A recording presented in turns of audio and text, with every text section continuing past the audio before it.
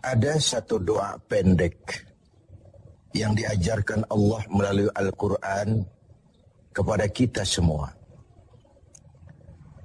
Doa pendek ini merefleksikan tujuan hidup kita sebagai seorang muslim. Sehingga seringkali orang menyebut doa ini sebagai doa sapu jagat.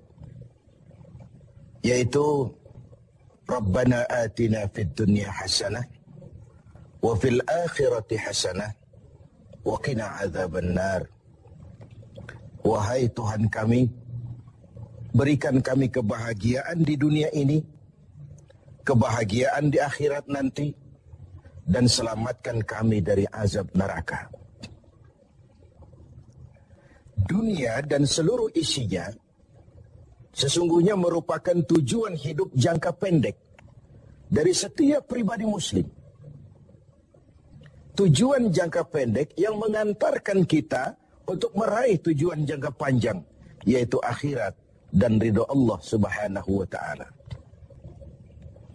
Untuk kedua tujuan ini, Islam mengajarkan nilai keseimbangan. Bekerjalah buat duniamu seolah kau akan hidup selamanya, tetapi bekerjalah buat akhiratmu seolah kau akan mati besok. Nilai keseimbangan ini kemudian diterjemahkan dalam berbagai aspek kehidupannya. Dalam berbagai aspek kehidupan. Bagaimana si kaya harus membantu yang miskin. Bagaimana si miskin berusaha dan hidup tidak menjadi beban bagi yang lain. Kelihatan nilai keseimbangan itu. Bagaimana si tua menyayangi yang muda. Bagaimana yang muda menghormati yang tua.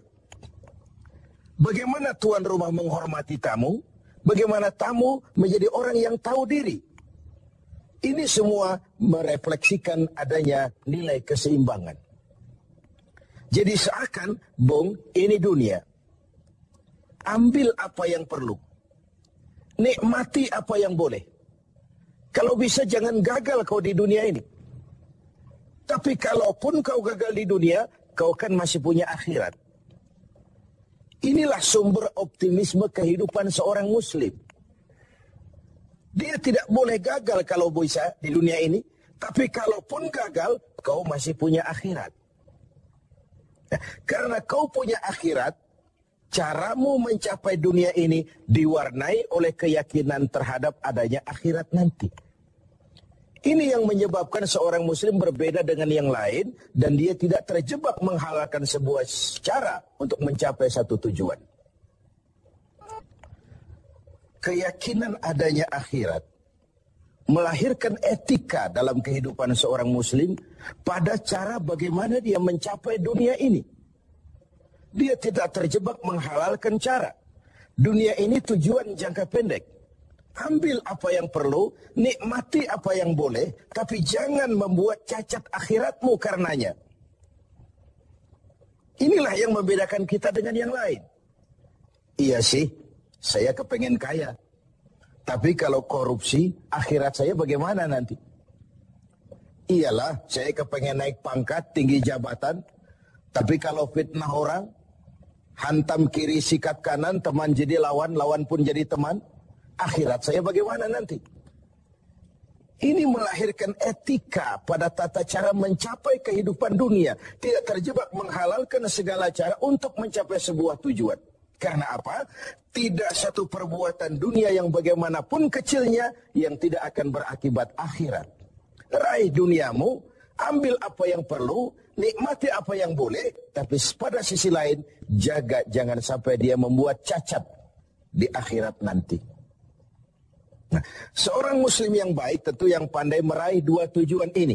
Mencapai fid dunya hasanah wa fil akhirati hasanah.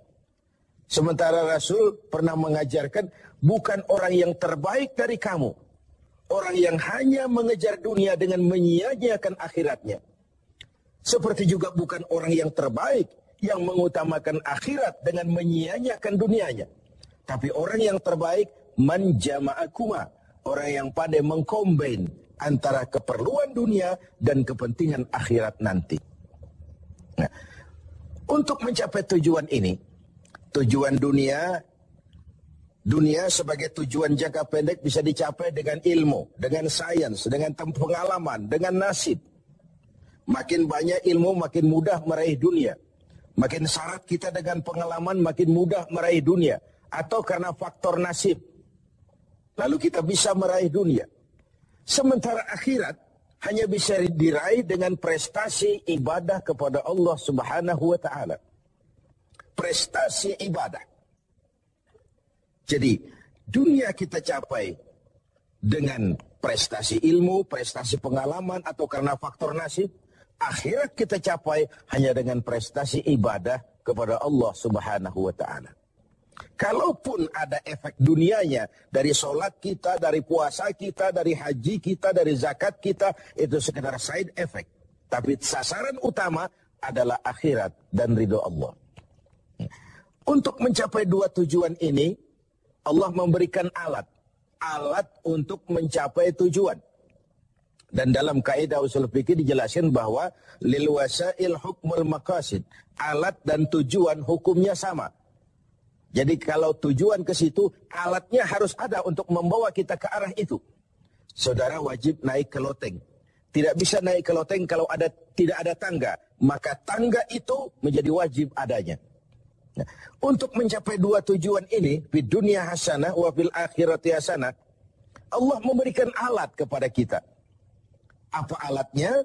Dalam surah At-Taubah ayat 111 bisa kita lihat. Inna Allah astara minal mu'minina anfusahum wa amwalahum bi'anna lahumul jannah. Allah telah membeli dari orang-orang beriman diri mereka, harta mereka, bagi mereka adalah surga. Ayat ini merupakan transaksi yang sangat transparan. Transaksi yang sangat transparan. Pembeli Allah, penjual kita orang-orang beriman.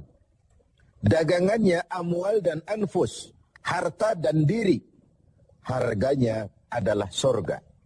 Sekali harta dan diri sudah kita jual kepada Allah, tentu tidak akan kita jual lagi kepada yang lain. Jadi dengan kata lain, harta itu apa? Semua bentuk materi yang kita kuasai. Uang, tanah, kebun, pabrik, dan sebagainya. Lalu yang dimaksud dengan anfus, diri itu apa? Semua kekayaan yang ada dalam pribadi kita. Konsep, pikiran, ide, wewenang, jabatan, kemampuan, skill, itu semua anfus. Untuk tujuan jangka pendek, harta dan diri harus jadi rahmah bagi lingkungan. Untuk tujuan jangka panjang, harta dan diri harus menunjang jalan menuju ridho Allah Subhanahu wa Ta'ala. Itulah jalan kalau kita ingin mencapai fid dunya hasanah wa fil akhirati hasanah. Dengan kata lain, yang alat itu jadikan dia sebagai alat. Jangan dia dijadikan tujuan. Sekali alat kita jadikan tujuan, maka kita akan kehilangan tujuan yang sebenarnya. Begitulah sang waktu sering menggeser alat menjadi tujuan. Tujuan kita adalah kekuasaan. Tujuan kita adalah kekayaan. Tujuan kita adalah popularitas. Tujuan kita adalah menghimpun segala macam kekuatan. Padahal itu cuma sekadar alat untuk mencapai fid dunya hasanah wa fil akhirati hasanah. Kalau alat kita jadikan tujuan, kita akan kehilangan tujuan yang sebenarnya. Dan akhirnya kita akan terjerat kepada fata morgana. Kita sangka itulah tujuan itu. Kita sangka kita sudah sampai kepada titik yang kita tuju. Padahal cuma pandangan yang menipu saja. Akhirnya kita terjerat dalam arus siklus yang berkali-kali diperingatkan oleh Al-Quran. Alhaakumut takatsur. Kamu telah celaka lantaran berlomba-lomba menjadikan alat sebagai tujuan. Berlomba-lomba menjadikan alat sebagai tujuan. Karena itu, gunakanlah alat sebagai alat untuk mencapai tujuan. Dan bukan malah alat yang dijadikan tujuan. Berapa banyak pun harta kita miliki, dia cuma alat. Setinggi apapun kedudukan yang kita capai, dia cuma alat. Sebanyak apapun ilmu pengetahuan yang kita kuasai, dia cuma sekedar alat. Untuk mencapai fid dunya hasanah wa fil akhirati hasanah. Dengan puasa Ramadan kita harapkan menjadi laboratorium rohani yang membina nilai-nilai keseimbangan. Sebab kalau tidak ada nilai keseimbangan, akan pincanglah gaya hidup kita. Tidak mustahil kita terjebak pada materialisme, hedonisme, yang pada akhirnya lagi-lagi mengantarkan kita kepada fata morgana. Semoga ibadah puasa makin menyadarkan kita untuk memperalat yang memang alat dan menjadikan tujuan yang memang tujuan untuk mencapai fid dunya hasanah wa fil akhirat